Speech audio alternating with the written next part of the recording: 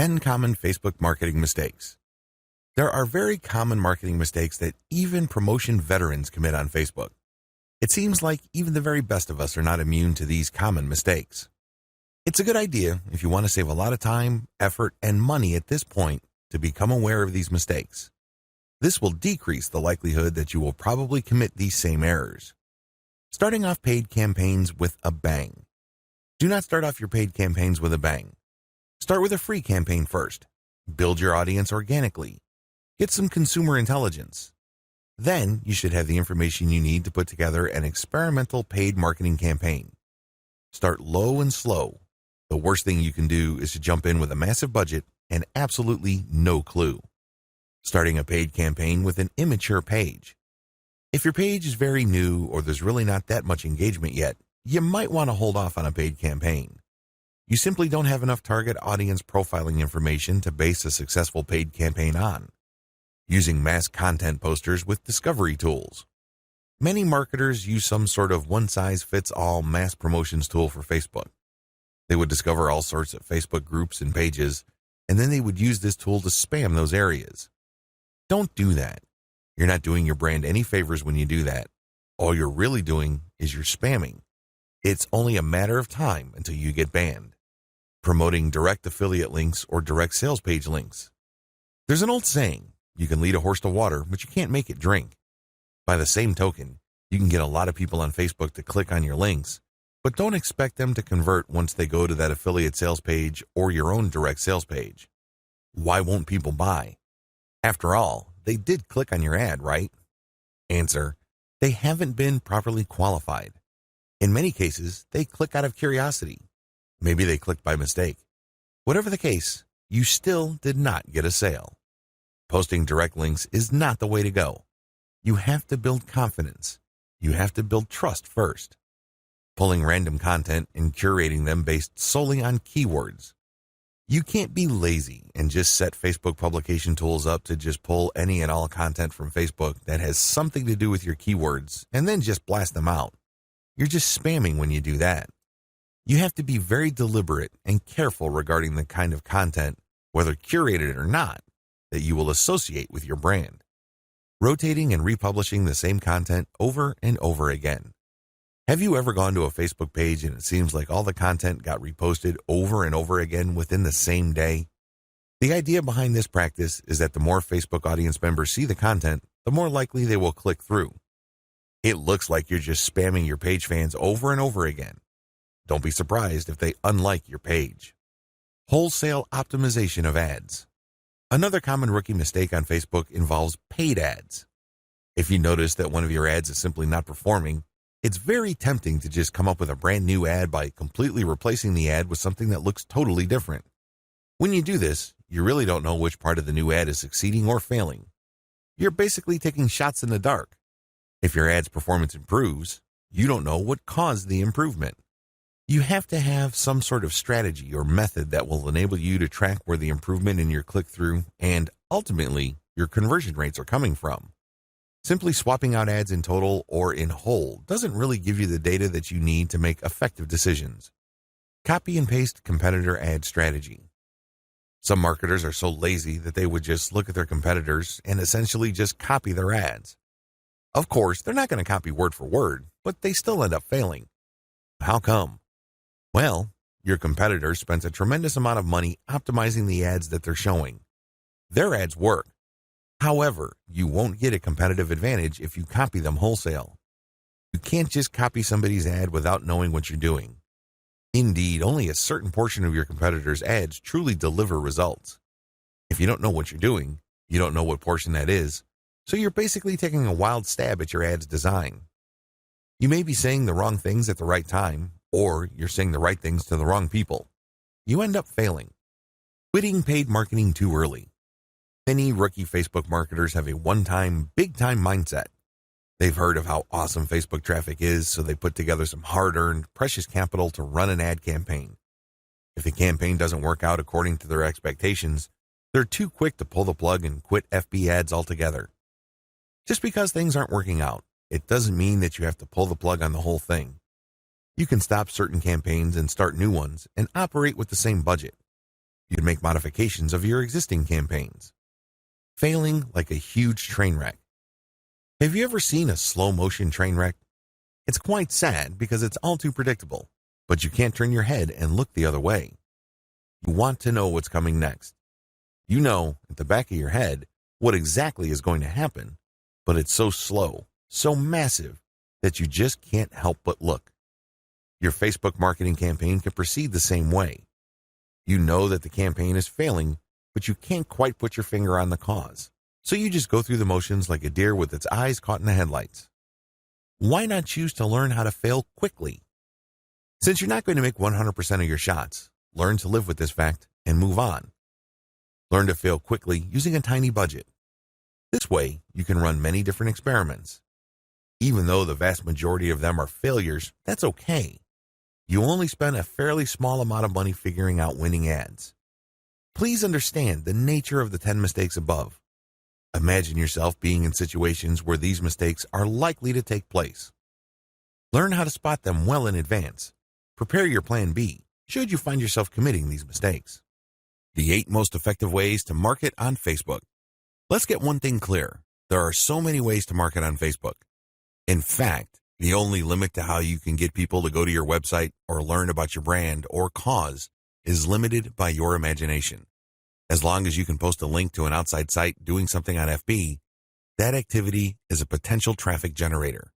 Still, regardless of the huge amount of possibilities there are to market on Facebook, 8 stand out in terms of efficiency, effectiveness, and return on investment. This is just a broad overview of what I will describe fully in this training.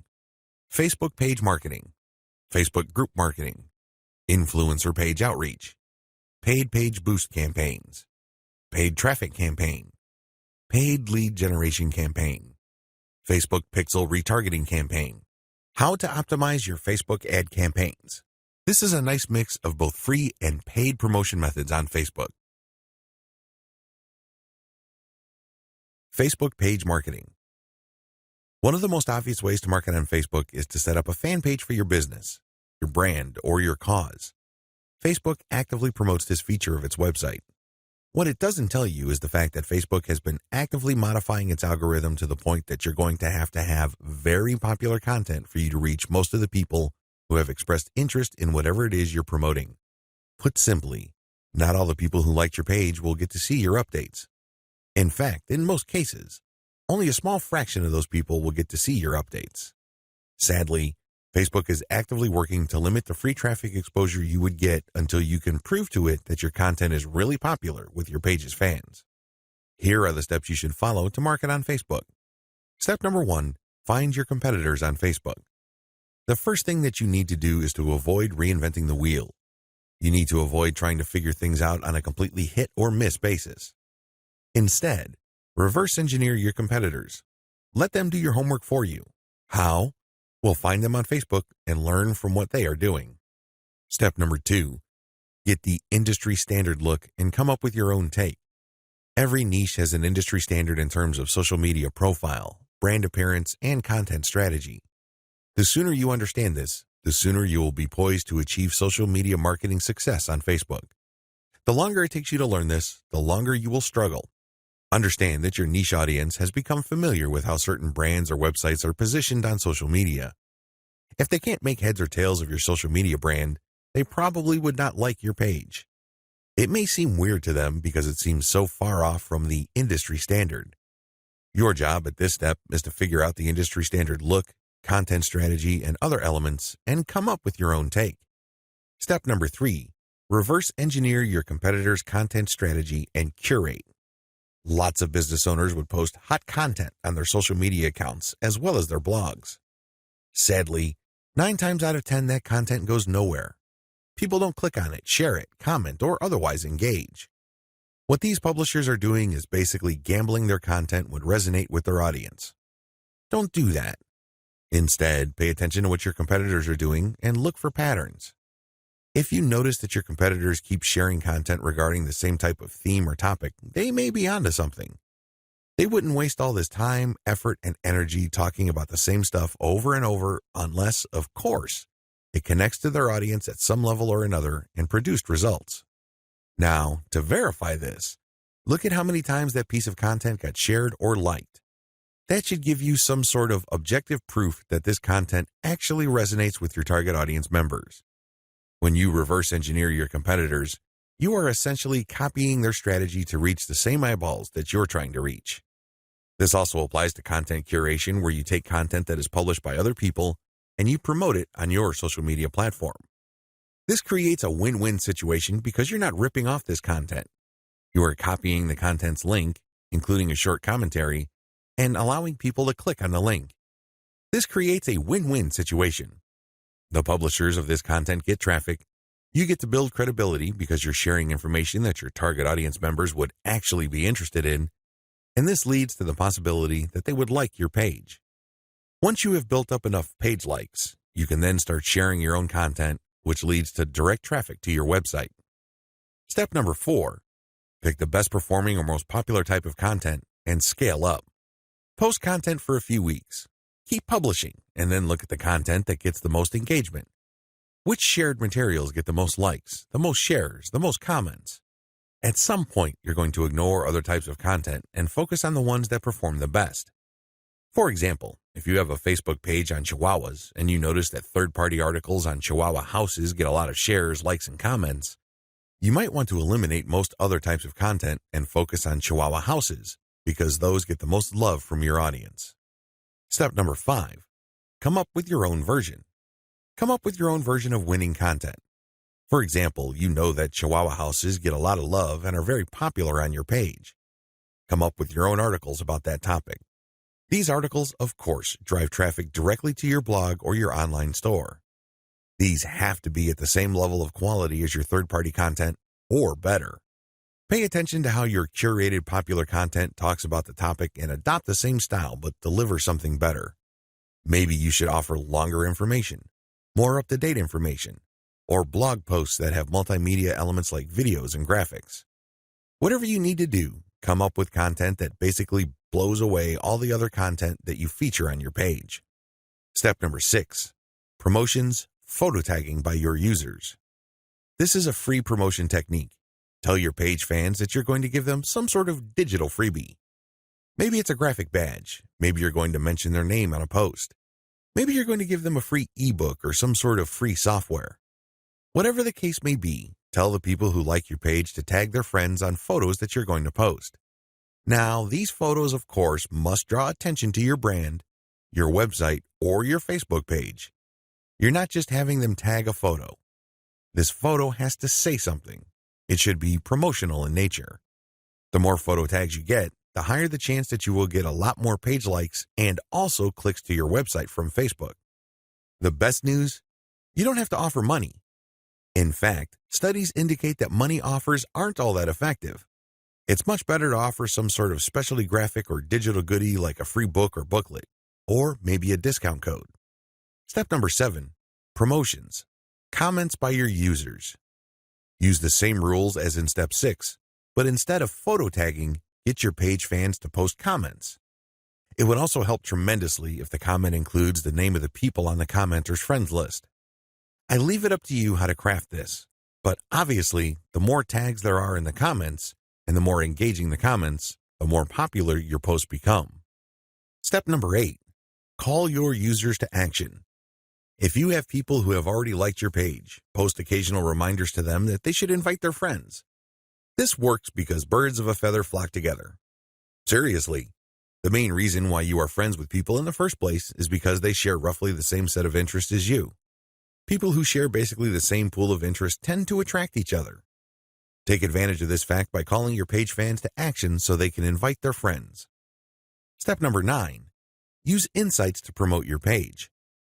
As much as possible, I would go through step 1 to step 8 and master all steps before I go ahead with step 9. With step 9, you're going to be shelling out money to promote your page. After a couple of months, you can use Facebook's very robust audience profiling system called Insights to promote your page. You will know the right demographic, and you will also know the right posts and content to promote. Step number 10, boost your most popular content. Use Facebook's lookalike audience system to find people who are not currently fans of your page. This feature in Facebook's ad system enables you to reach new audiences who share roughly the same interests as the people who have already demonstrated an interest in your page. You're basically using Facebook's very powerful interest targeting system in terms of demographics and interests to get new eyeballs to your page. This can lead to more likes, which can lead to more readers of your content. From that point, you can then run targeted ads. Facebook group marketing. One of the most powerful ways to market on Facebook is through its group feature.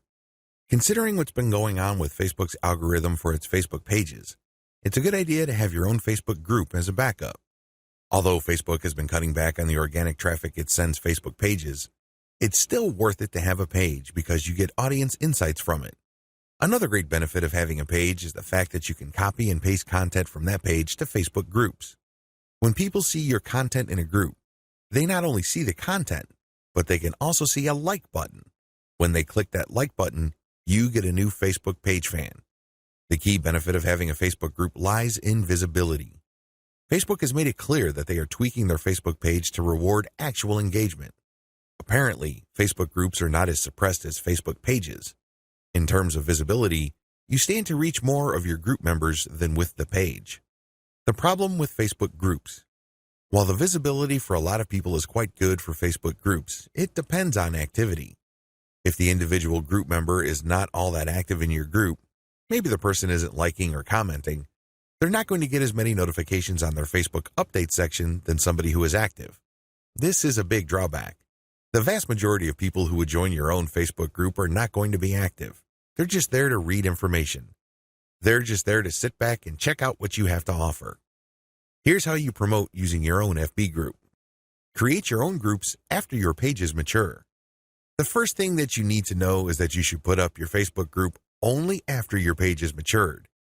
You want to know who your audience is on Facebook. You're not going to know that until you have a page up. Pay attention to the audience insights. The data set that you would get from that analytics portion of your Facebook management dashboard will let you know who to target. Once you have enough users, and this depends on your niche, you should then put up your group. Your group must be as identical as possible to your page. If you have a logo, put the same logo there. If you have some sort of motto, put the same motto or slogan there. The key here is to use your Facebook group as an extension of the brand that you're creating with your Facebook fan page. Give your group members a reason for coming back. This, of course, means original content or freshly curated content that you don't show on your Facebook fan page. You have to give people a reason for following you on as many different places on Facebook as possible. This, of course, boils down to premium content. Market to other groups.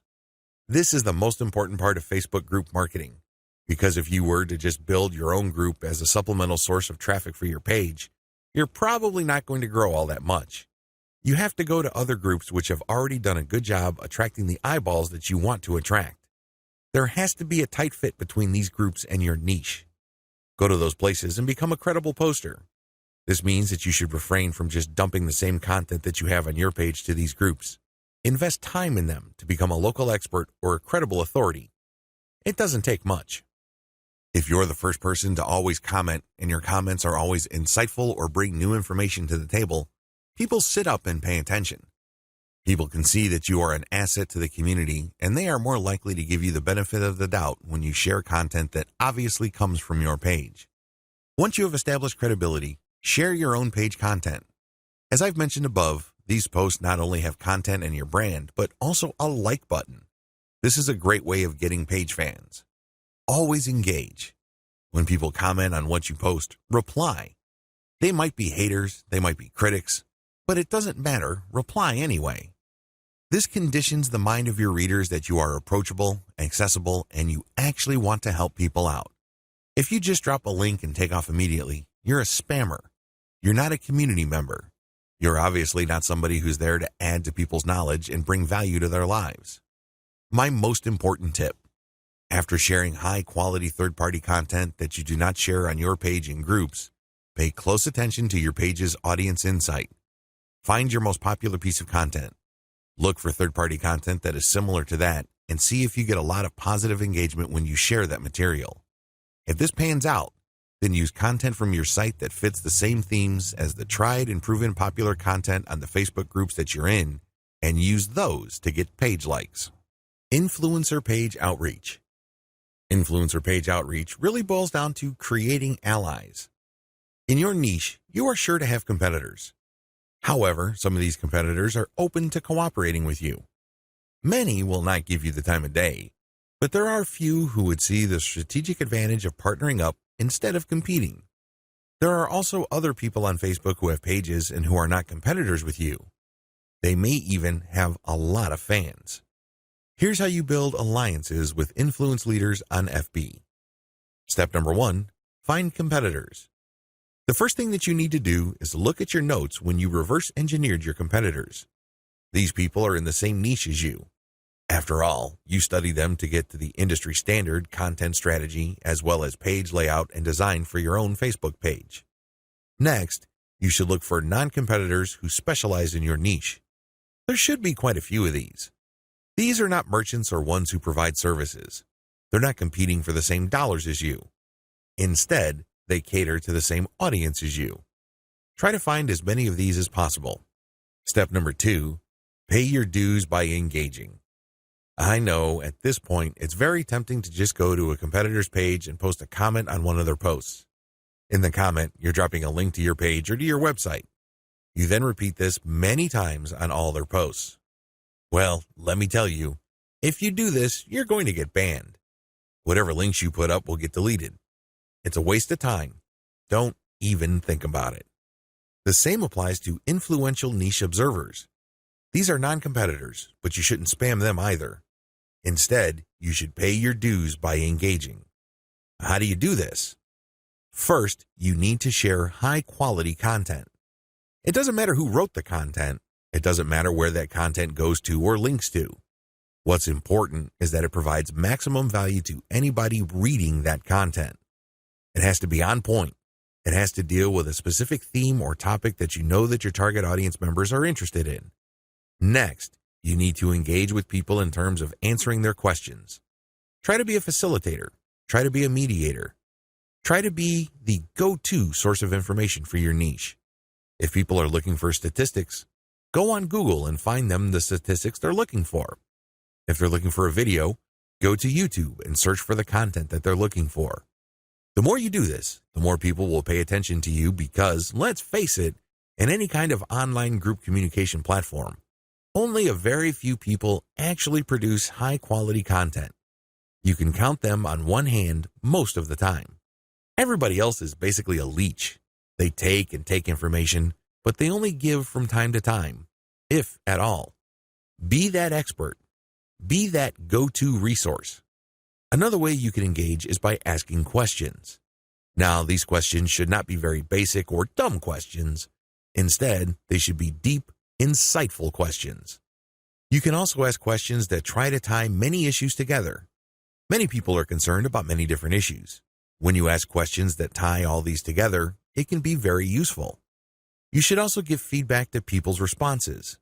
You have to do this in a respectful way. You cannot come off as a hater or somebody who's just plain negative. There is such a thing as constructive feedback. Remember, the name of the game here is to add value to the places that you're on. This means sharing information and enhancing information through proper questions and feedback. Step number 3, become credible, then reach out.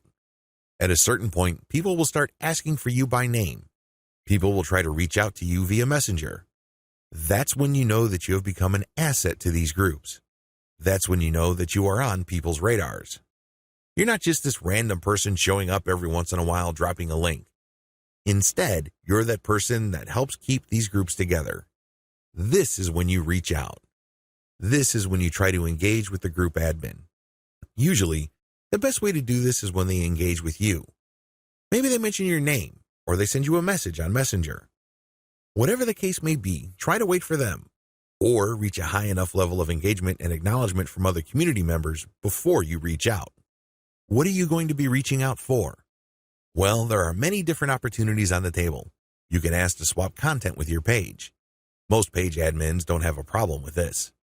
You can also ask for a shout-out. Basically, the admin of the page that you're on will tell page fans to check out your page because your page is a friend of the page they run. You can go through some ideas regarding joint events. Now, please keep in mind that this is not like a real event where people have to physically go somewhere, or you have to rent out some hall, rent out security, or get food. No. This is an online event, maybe a seminar, a live Facebook session conducted from 2 locations, or it can be an interview. Another opportunity on the table is, of course, guest blogging. You probably don't need me to remind you of how value-packed this is. Not only do you get eyeballs to your link, which can produce direct traffic, but you also get tremendous search engine optimization benefits if the partner has a high-value blog. You can also reach out for infographics. This means you create an infographic and you get the admin to post the infographic on their blog with a link back to you. Again, this boosts your SEO chances. Finally, you can collaborate on content. This is custom content intended for both your audiences. Regardless of how you cut it, influencer page outreach is a very powerful way to market on Facebook for absolutely free. Seriously, your only investment is your time. And what makes it so awesome is the fact that you are leveraging the hard-won credibility and authority of your partner. They've been there before. They put in the work and the time to develop a rapport and a solid brand with the people that follow them. When they give you a shout-out or they feature your content, or they co-host an event with you, they lend you some of their fame, which makes you credible. You're no longer some random stranger who came out of nowhere.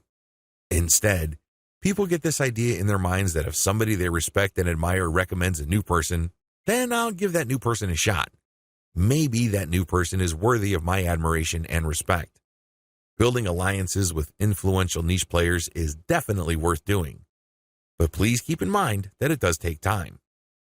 However, if you are passionate about your niche and you view your Facebook marketing business as a real business, then this should not be a problem for you.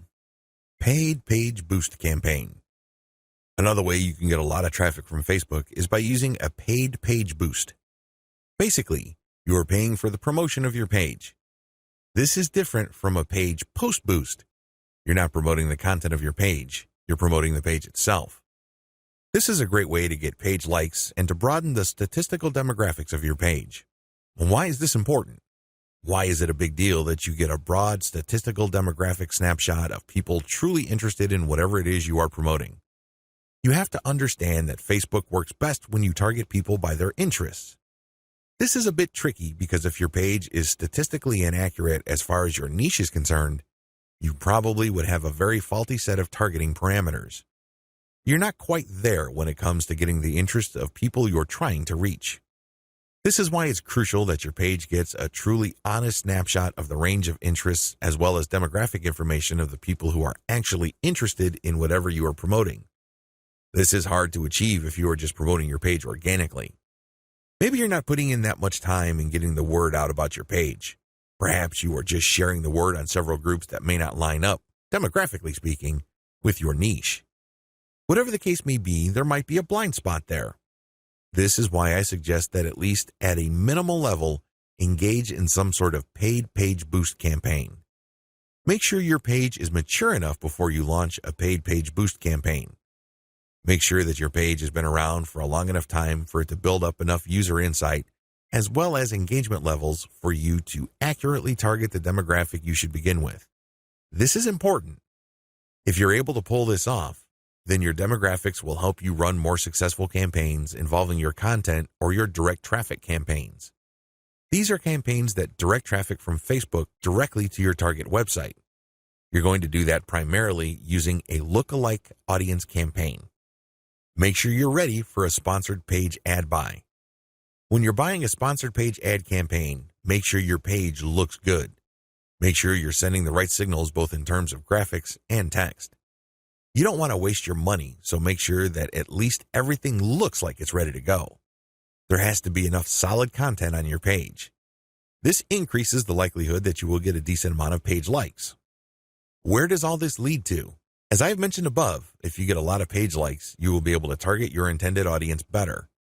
In addition to that, you may be able to increase your reach because the more people that like your page, the bigger your base visibility becomes. If a lot of those people actively engage with your content, that percentage increases, but you're still dealing with the reality that your content will only reach a fairly small percentage of the people who have expressed interest in your content. When you increase the total amount of likes you get, you still have that same small percentage, but the raw numbers are bigger. Believe me, 10% of 100 is definitely going to be smaller than 10% of 100,000.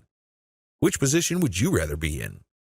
This is why it's always a good idea to build up your page likes. Hand in hand with this is the fact that you can profile your users better, as I've mentioned above. This higher level of profiling paired with better content management and targeting on your part can lead to more content visibility. How come? Well, your reach can increase because of higher engagement levels.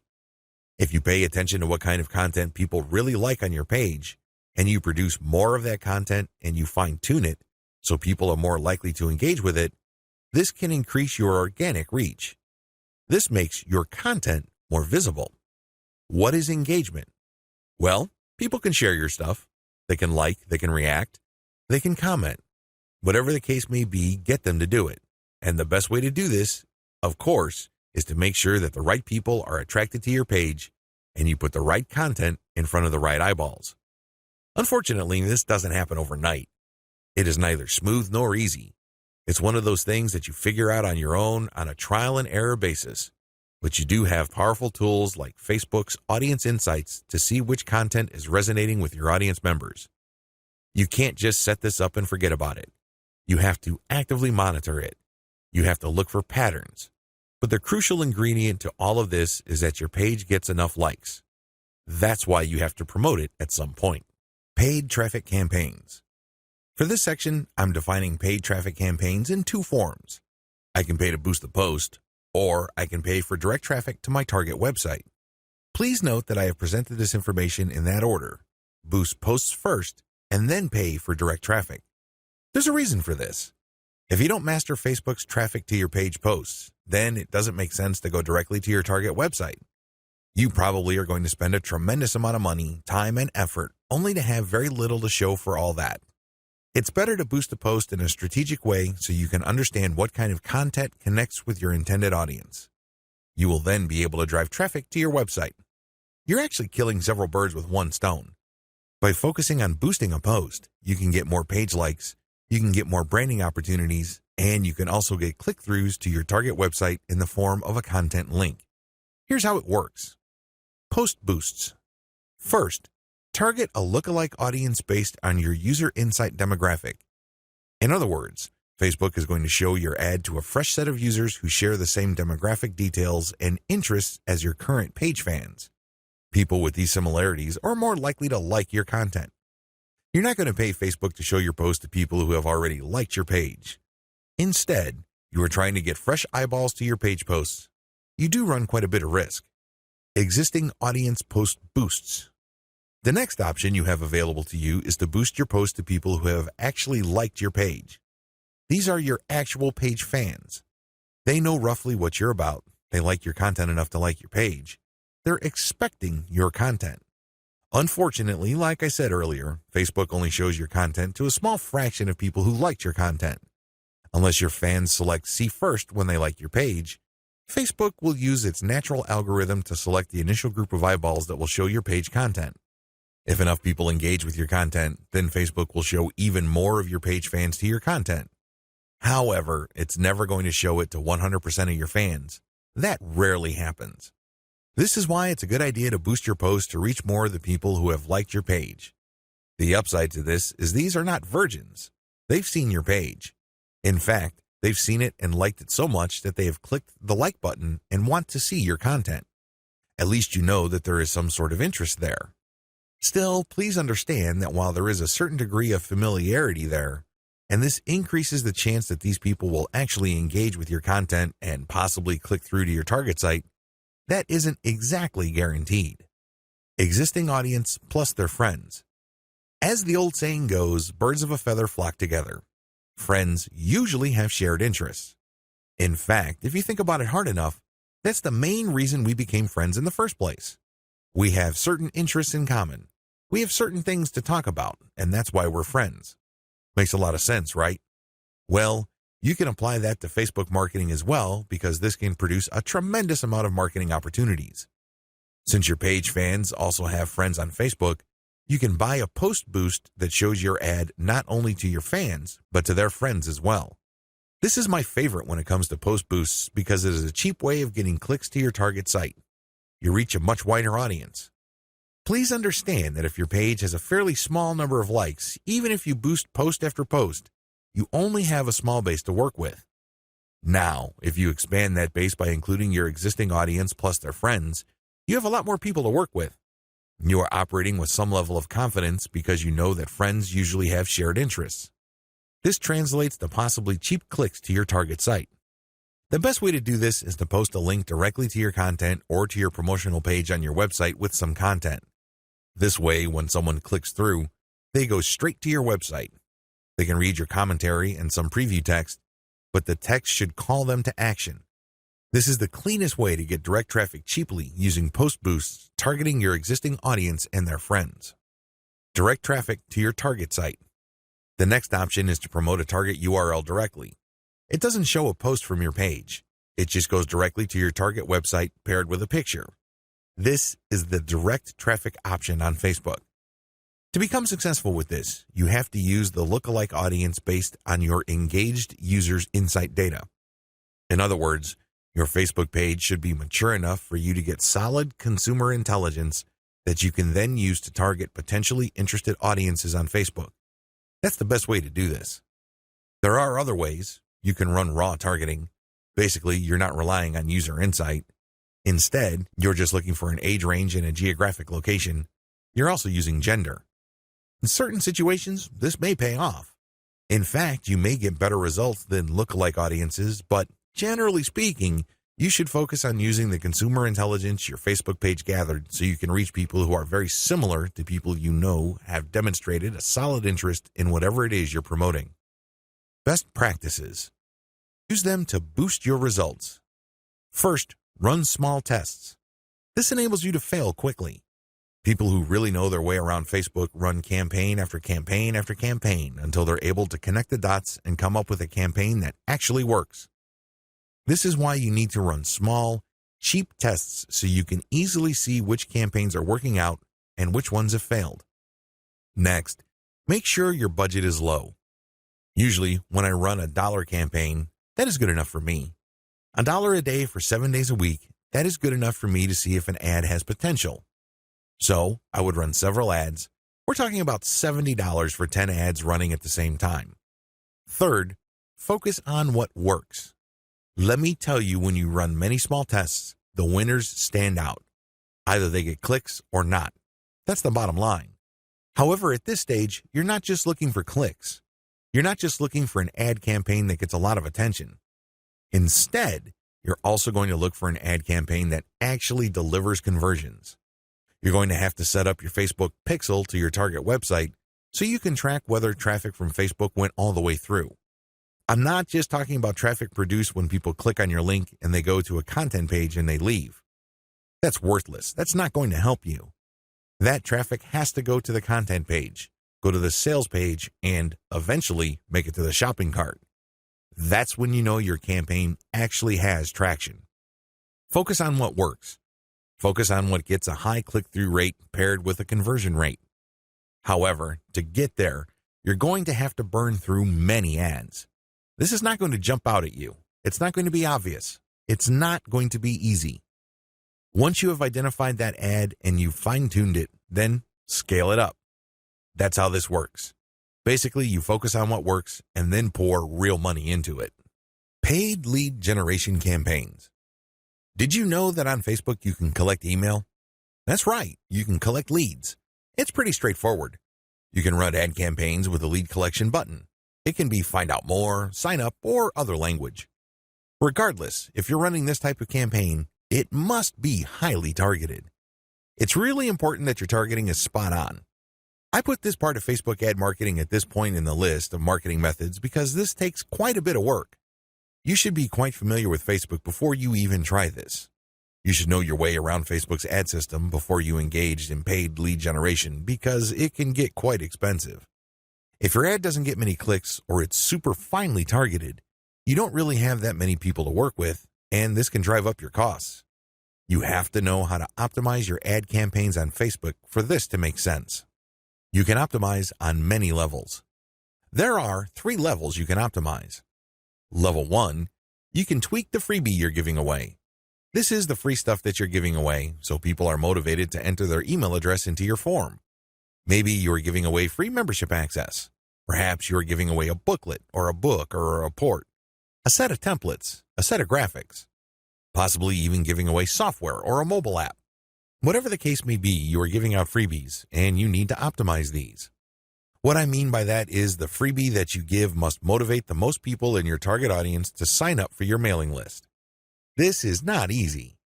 You cannot assume that just because you think that your booklet is awesome or is the next best thing since sliced bread doesn't automatically mean people will agree with you. It doesn't work that way. You may have to switch from one freebie to the other until you get a high enough sign-up rate that would tell you that the freebie that you have selected is the right one. Thankfully, this is fairly easy to do with Facebook. You basically run different ads that offer different premiums. Level 2. Level 2 optimization focuses on optimizing your ad copy. As I've mentioned above, lead generation campaigns on Facebook can and do get very expensive. It seems like you're doing all this for basically a handful of emails. This is why it's really important to make sure that you run a fully optimized campaign to get the most results. How do you do this? Well, you optimize your ad copy on an elemental level. Still, I want you to get a heads up this early on regarding the amount of optimization that you would have to do. It is quite intensive. You can't leave things at a surface level. That's just not going to work. Level 3.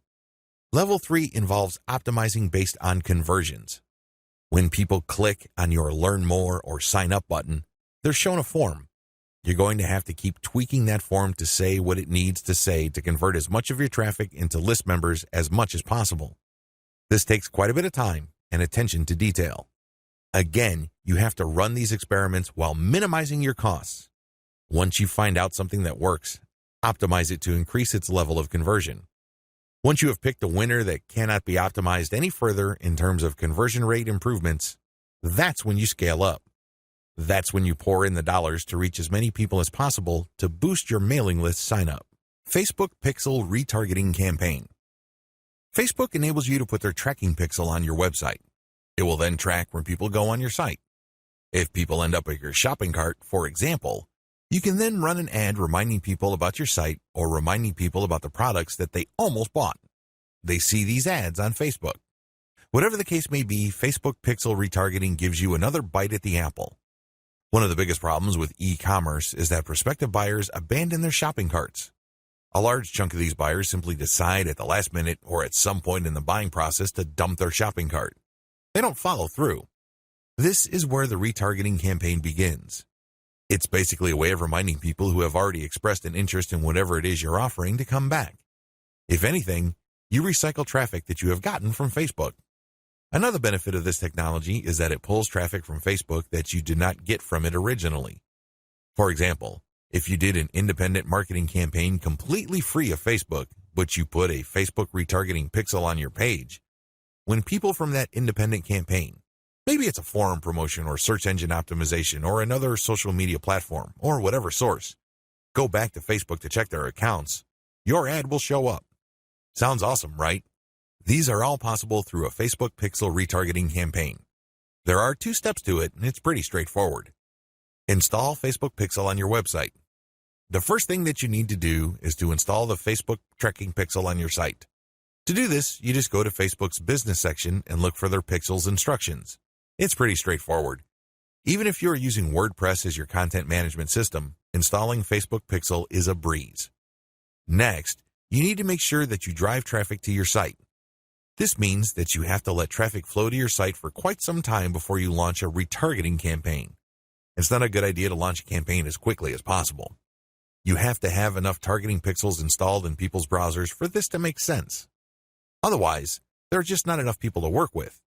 Now, keep in mind that if you are in a niche that has generally low traffic levels, then you would have to conduct your campaign even though the overall traffic flow to your website is fairly low.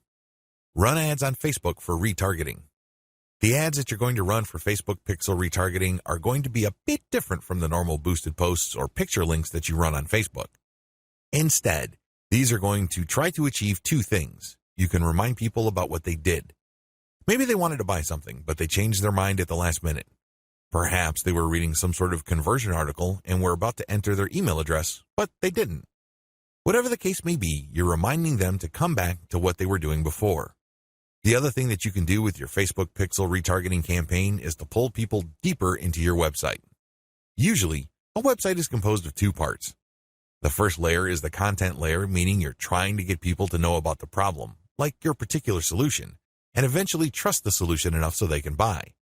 The other part, of course, is pretty straightforward. It's all about buying. But there's a complication. A lot of people would go through the content layers, but they never make it through to the actual buying part. They never make it to your conversion page. This is where retargeting ads that pull people deeper into your website makes a lot of sense. For whatever reason, somebody reading an article on your site decides to close the window and get out of your site. You can run ads that tell them about content, but another piece of content that is related to what they were reading before. This pushes them further down the conversion funnel. Alternatively, you can run an ad that promotes your conversion page. Basically, what you're saying to the prospect is you've figured out what my website is about, and you have a clear understanding of what I have to offer. Maximizing your results from Facebook pixel retargeting. I suggest that if you want to maximize the results you get from retargeting, promote your squeeze page. That's right. Promote the page that recruits people to your mailing list. Usually there's some sort of freebie. There's usually some sort of book or booklet that you're giving away so people can enter their email address. Whatever the case may be, push the squeeze page. Don't dump them to your sales page unless, as I have mentioned above, they actually reached your shopping cart or conversion page and changed their minds at the last minute. That's pretty much the only situation where you should retarget showing an ad that goes directly to the conversion page. Other than that, convert them to sign up for your mailing list. It's your mailing list with its many chances at gaining attention, building trust, and gaining credibility, which will actually do the heavy lifting as far as converting that prospect into an actual sale. How to optimize your Facebook ad campaigns. Follow the steps below so you don't overthink things and make bad decisions when optimizing your FB ads. Reverse engineer your competitors and come up with a standard model. If you have a personal account, find your competitors and like their pages. Before you know it, you'll start seeing ads either from your competitors themselves or from businesses that are very similar to your competitors. Pay close attention to these ads. Reverse engineer them to find the standard model for these ads. In other words, go through as many of these ads as possible and get a clear understanding of what kind of pictures, headlines, and text they use. Also, if they are mostly promoting posts, pay attention to that. Whatever the case may be, look at what they're doing and see common patterns. Focus on the most commonly used strategies because this gives you the industry standard model. Don't get sidetracked by ads that seem so different, so new or so innovative because if they are so different from the industry standard model, they're outliers. There's a high chance that those ads do not convert. Come up with your own version and test with a low budget. Test with a low budget. You don't want to burn through a tremendous amount of cash during the testing process. There will be a time and place for you to get crazy with the budget, but now is not the time. Create variations and test. Now that you have come up with your own version of the standard model, create variations of it and then run low-budget tests. Do not do this randomly. Do not do this based on your feelings or impulses. Instead, you have to follow certain rules on how to create variations. Otherwise, you wouldn't know which part of the ad accounts for its greater success. I've seen this happen many times. In fact, I've committed this mistake before. I would take an ad and test it. I would notice that it's not getting that many clicks, so I'd change half of the ad. Maybe I changed the picture and then the headline, or I would change the heading and the description. Whatever the case may be, I would change half of the ad, and sure enough, it would improve. But when I try to improve things again by changing the other half of the ad, it falls apart. You want to establish a way of effectively tracking which changes accounted for which improvement. By using this method, you can optimize parts that work to reach peak convertibility and then work on the other elements of the ad that could use some improvement. However, you have to do this in a systematic way. I've described this in the section below. Pick the winner and make further variations. Now that you have made variations of the original and you ran a test, there will be at least one winner. It gets the most clicks and conversions. Make variations of it and you run the test again. Keep testing until you find the ad that delivers the best return on investment. The end of this process is pretty straightforward. You keep making variations and you keep testing on the cheap until you find an ad that delivers the best ROI. In other words, it delivers the most conversions while costing very little money. I know it sounds like a fantasy at this point, but it is doable with testing. Scale up. Increase your ad budget to your winning ad to pump a massive amount of traffic to it.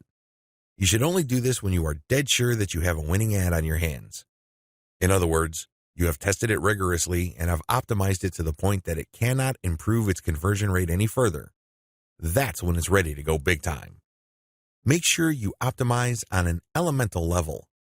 The big problem with the ad optimization method I described above is how do you know which part of the ad to change up? How do you know which part of the ad to optimize? Wholesale variations do not work. You can't just take an ad, see that it doesn't work, replace it with a completely different ad, see that it doesn't work, and then repeat that process.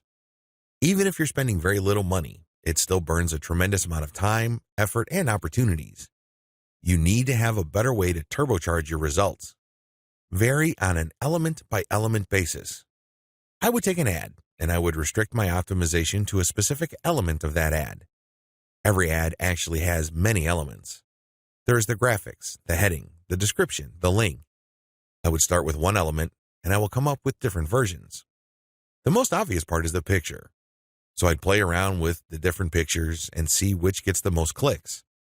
I would then come up with a variation of that picture and see if I can improve my click-through rate.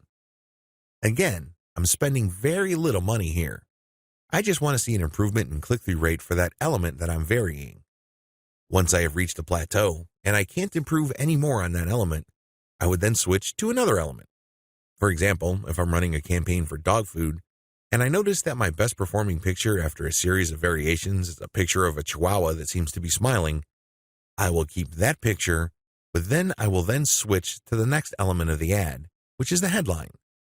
I would then keep varying the headline to see if I can improve the conversion rate of that ad. Once I've reached the ceiling or a plateau for improvements in conversions due to headline changes, I then move to the description. Do you see how this works? You know that you have to vary an element if you keep picking the winning variation. You do this with small tests until the whole ad is optimized. After all elements have been optimized, scale up your ad buy. Once I've gotten an ad that converts much better than its original form, and I've gone through all the elements, now is the time to scale up. This is where I pour quite a large amount of cash into my Facebook ad campaign to boost traffic.